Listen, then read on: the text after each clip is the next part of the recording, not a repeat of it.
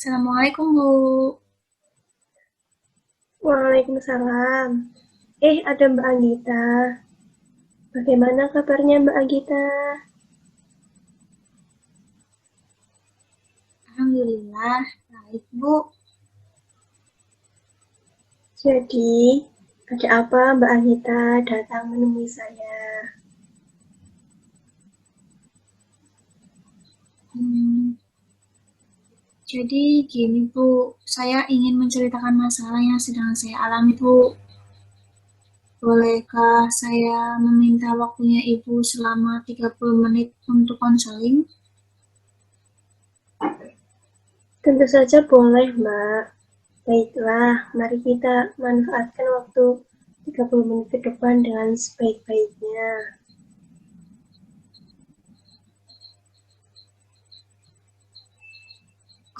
Namun saya merasa ragu Bu untuk menceritakan masalah saya. Kamu tidak perlu ragu. Di sini, saya akan mendengarkan dengan seksama dan akan berusaha memahami setiap masalah yang sedang kamu alami.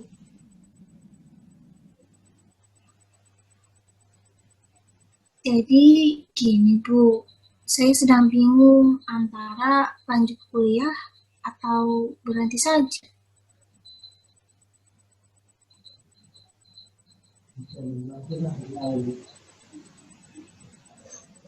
Dalam hal ini, mungkin saya tidak dapat memberikan nasihat sebagaimana yang Anda inginkan.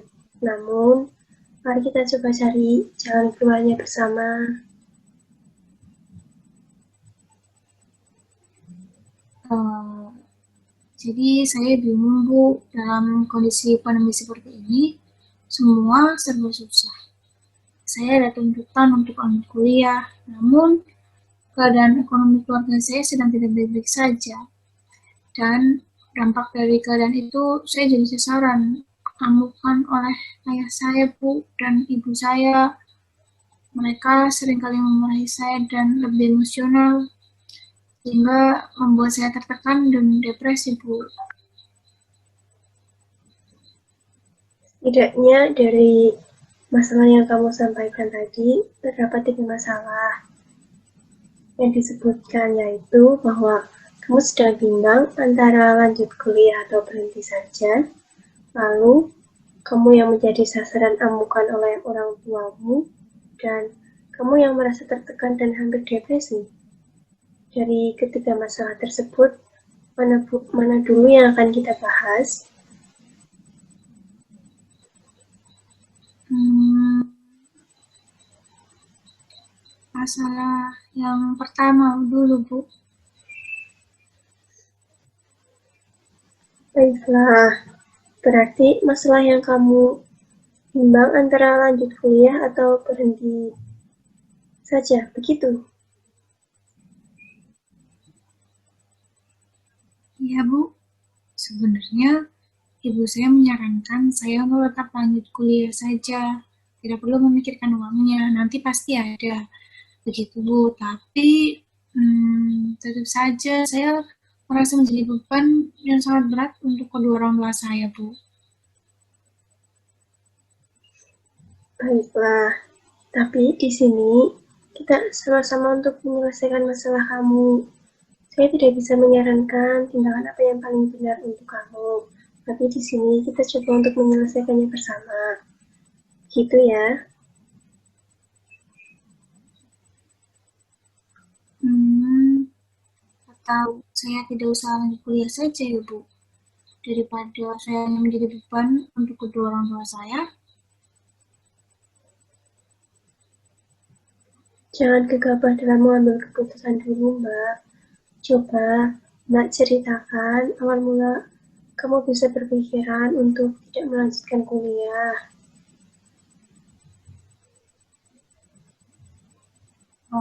Awal mulanya itu karena pandemi yang semakin parah sehingga keadaan ekonomi menurun Bu.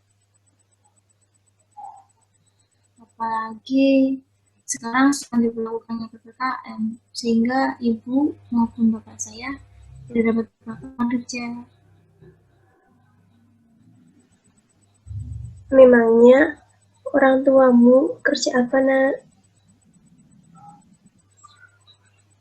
Ibu saya guru TK, Bu, dan bapak saya hanya seorang buruh, sehingga ekonomi keluarga sangat terganggu, Bu. Saya merasa menjadi beban untuk orang tua saya. Terkadang untuk makan saja susah, Bu, karena ibu saya belum gajian dan bapak saya juga tidak ada penghasilan. Ibu mengerti perasaanmu, Mbak. Pasti sedih saat melihat orang tua kita sedang kesusahan.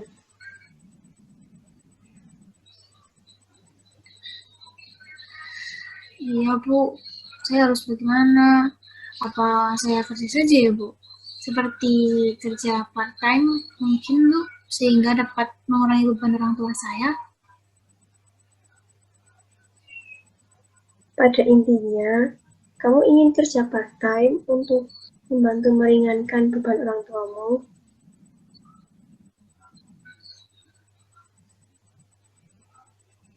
Iya, Bu. Dan nantinya jika saya tidak kuliah, kira-kira ibu saya marah tidak ya? Jadi, kamu berpikiran untuk tidak melanjutkan kuliahmu saja. Iya, Bu, mungkin lebih baik begitu. Tapi pastinya ibu saya tidak akan setuju. Jadi saya kerja part-time aja. Kamu mau kerja sambil kuliah, begitu? Iya, Bu, mungkin lebih baik begitu supaya saya juga membantu perekonomian keluarga. Tapi um, saya takut tidak bisa membagi waktu antara kuliah dan kerja, Bu. Saya itu takut nantinya jadi tertinggal materi dan hanya saya yang tidak paham makan materi itu, Bu. Dari pernyataan kamu, apakah kamu sudah yakin untuk kerja part-time? Apakah nantinya ibumu tidak marah jika kamu kerja sambil kuliah?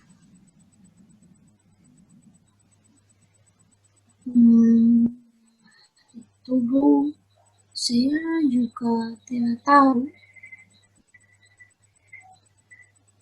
Baiklah, sebagai kesimpulan akhir dari masalah pertama yang kita bahas tadi, Ibu dapat menyimpulkan bahwa keluargamu sedang tidak baik-baik saja dalam segi ekonomi, dan kamu berniat kerja part-time untuk membantu meringankan beban orang tuamu.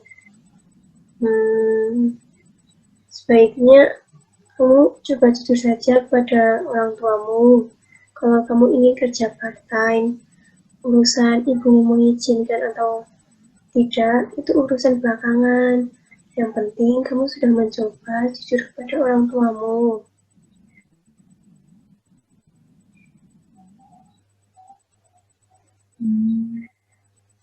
Begitu ya, Bu. Baiklah, Bu, saya akan mencoba jujur terlebih dahulu kepada orang tua saya. Nah, betul seperti itu, Mbak. Dengan begitu, Ibu yakin pasti orang tuamu tidak akan marah dan pasti akan mengizinkanmu untuk kerja part-time.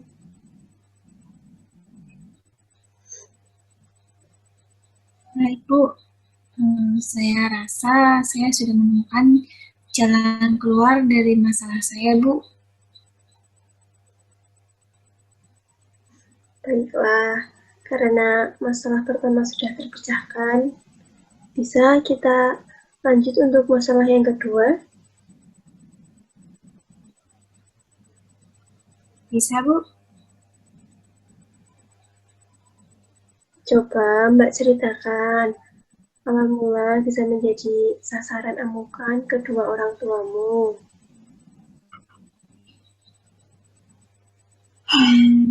Jadi semenjak pandemi kan keadaan ekonomi keluarga saya menurun, Bu. Nah, kedua orang tua saya sering bertengkar, Bu, karena tidak punya uang. Nah, dari situ saya menjadi pelampiasan kedua orang tua saya, Bu. Mereka malah semakin sering menyakiti saya, secara fisik maupun psikis, Bu. Boleh Ibu tahu bagaimana mereka menyakitimu?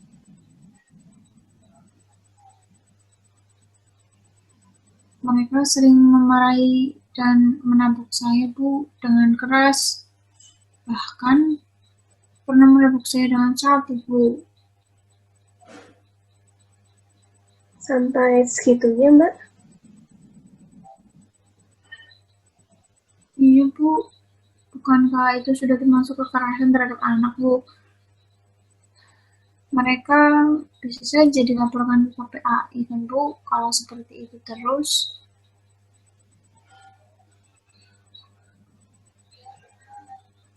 Tentu saja bisa, Mbak.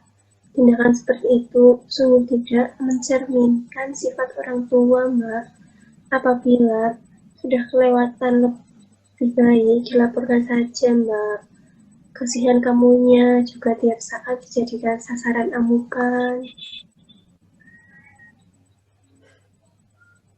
Tapi saya takut, Bu. Tidak usah takut, Mbak. Nanti kamu akan terjamin keamanannya oleh pihak KPAI. Mereka tidak akan berani menyerangmu lagi. Kalau menurut pendapat Ibu, lebih baik laporkan saja, Nak. Tindakan seperti itu sudah keterlaluan.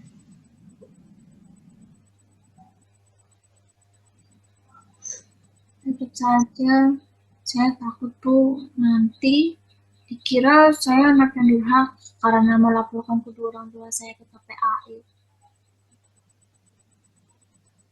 Jadi, kamu berpikiran untuk tidak melaporkan kedua orang tuamu ke KPAI?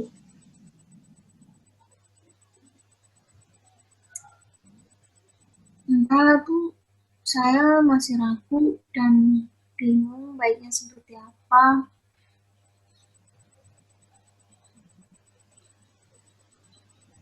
Kamu tenang dulu, Mbak. Coba pikirkan lagi dalam keadaan kamu sudah tenang.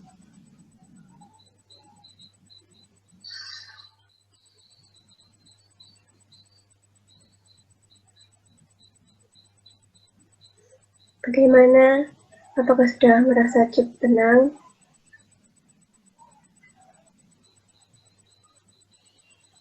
Sudah, Bu.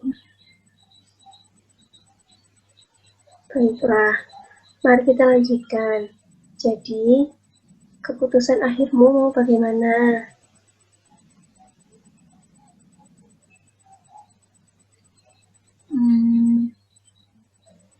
Mungkin saya akan melaporkannya ke KPAI saja, Bu, demi kebaikan saya dan kedua orang tua saya, agar mereka itu sadar tindakan yang mereka lakukan itu tidak benar.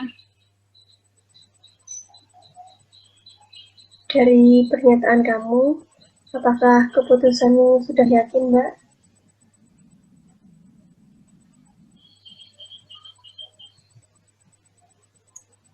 Yakin, Bu. Saya yakin dengan keputusan ini, semoga ini yang terbaik untuk semuanya. Baiklah, jadi kesimpulan yang dapat kita ambil dari pembahasan masalah yang kedua, bahwa kamu akan melaporkan kedua orang tuamu ke KPAI atas tindakan kekerasan terhadap anak, gitu? Betul, Bu. Kira-kiranya seperti itu. Baiklah, Mbak. Berarti untuk masalah yang kedua ini juga sudah tercapai ya jalan keluarnya, sehingga kita bisa lanjutkan untuk membahas masalah yang terakhir.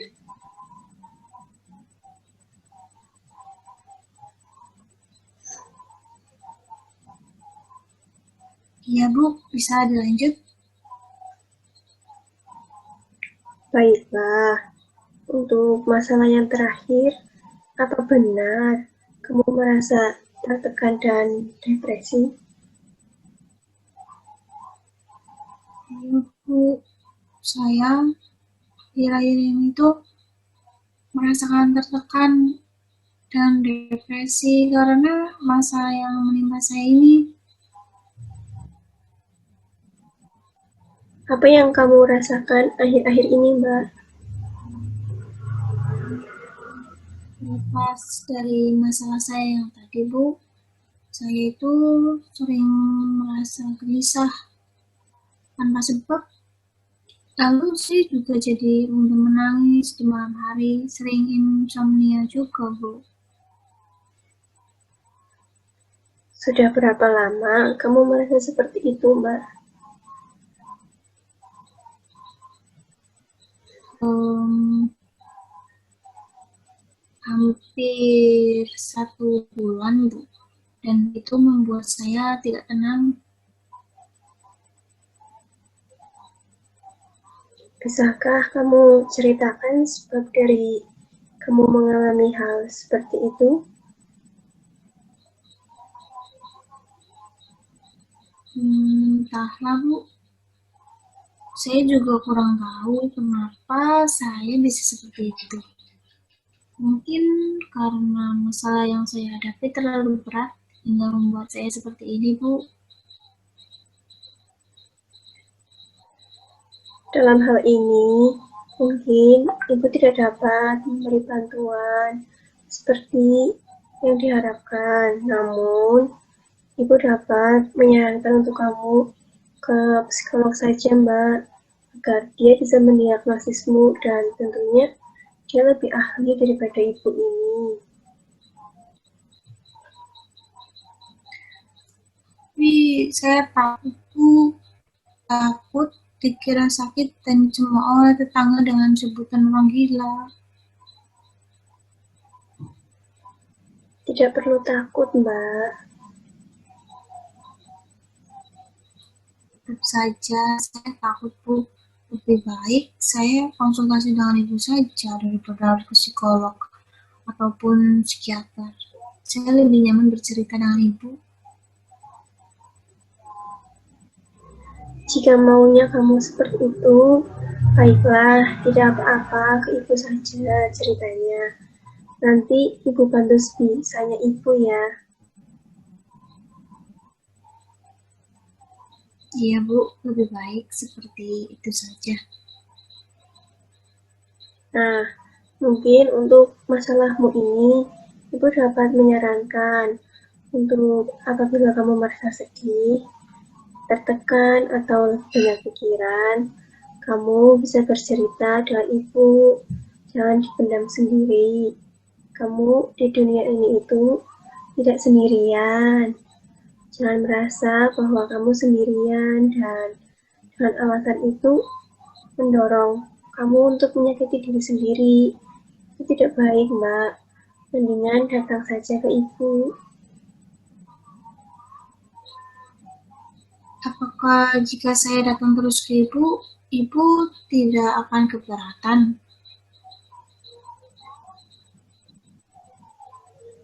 Tentu saja tidak keberatan, Mbak. Malahan, ibu senang bisa mendengarkan ceritamu dan membantu menyelesaikan masalahmu.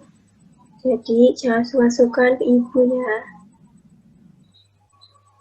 Baiklah, Bu, akan saya coba. Iya, bagus, Nak. Kamu sudah mau mencoba terbuka dengan ibu.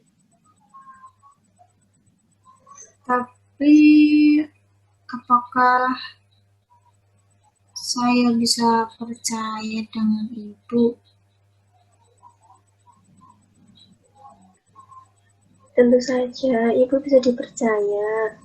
Dalam dunia konseling itu ada asas kerahasiaan yang dimana konselor wajib untuk merahasiakan setiap masalah klien dan tidak membicarakannya dengan sembarang orang. Jadi, kamu tenang saja, Mbak. Ibu bisa dipercaya kok. Baiklah, Bu. Lalu, adakah saran lain untuk mengatasi depresi saya ini, Bu? Selain bercerita dengan Ibu.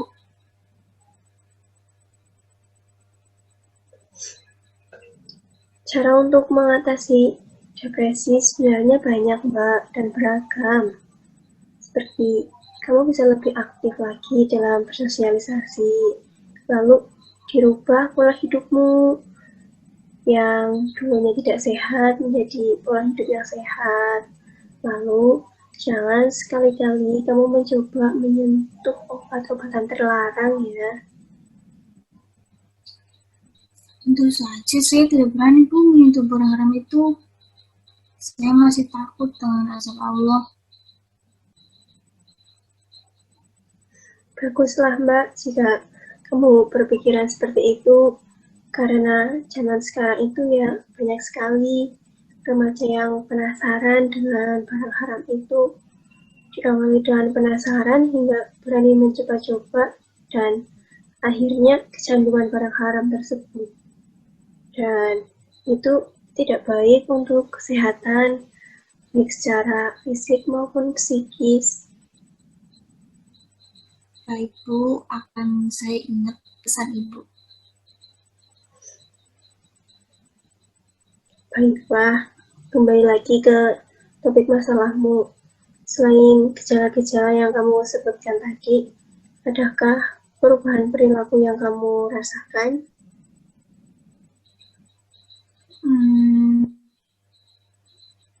Oh iya, Bu, ada satu kesempatan di mana pada saat itu saya tuh lagi down banget. Terus saya mencoba menyayat tangan saya, Bu.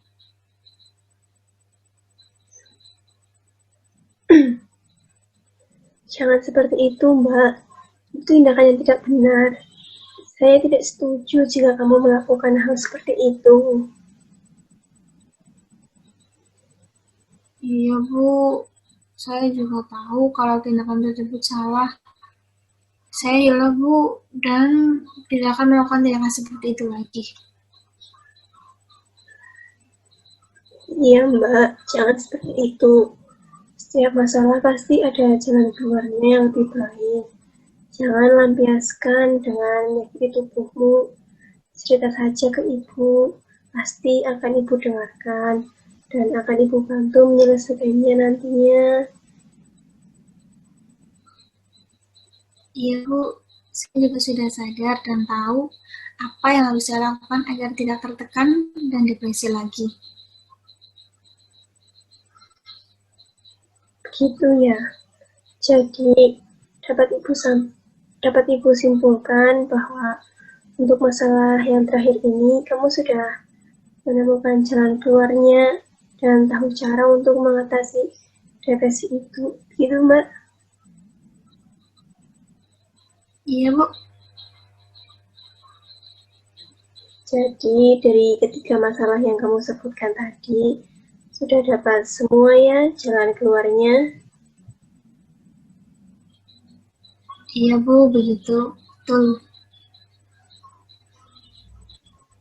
Baiklah, sesuai dengan kesepakatan, karena ini waktunya hampir selesai, maka kita akhiri saja pertemuan kali ini untuk sampai di sini saja.